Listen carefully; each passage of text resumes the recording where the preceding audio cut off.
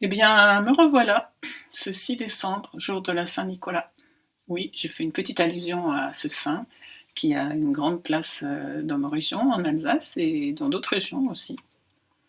Et donc aujourd'hui, j'ai envie de te proposer d'aller voir comment tu cherches ta place et quel comportement tu mets en place pour avoir une place, justement.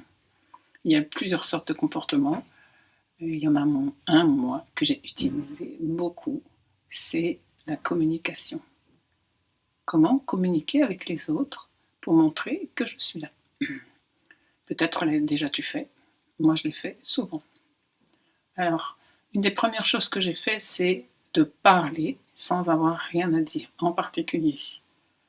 Effectivement, se mettre à parler autour d'une table, dans une conversation, ça permet d'être vu. Une autre façon aussi que j'ai utilisée, c'est de mentir sur mes capacités intellectuelles.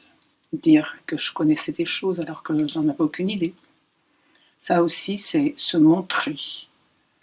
Se montrer pour ne pas être jugé, différent. Et donc, trouver sa place au milieu des autres.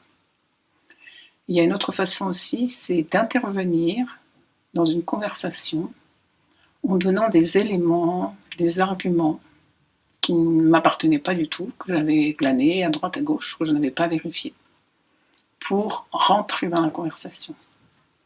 Ça, je l'ai aussi beaucoup fait. En gros, ma façon à moi de trouver ma place et de la montrer aux autres, c'était une façon de communiquer avec le langage oral. Il y a d'autres gens qui ont d'autres façons de prendre leur place.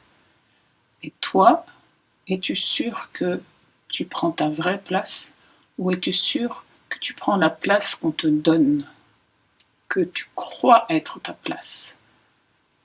As-tu cette liberté d'être à ta place sans te juger en étant complètement toi-même?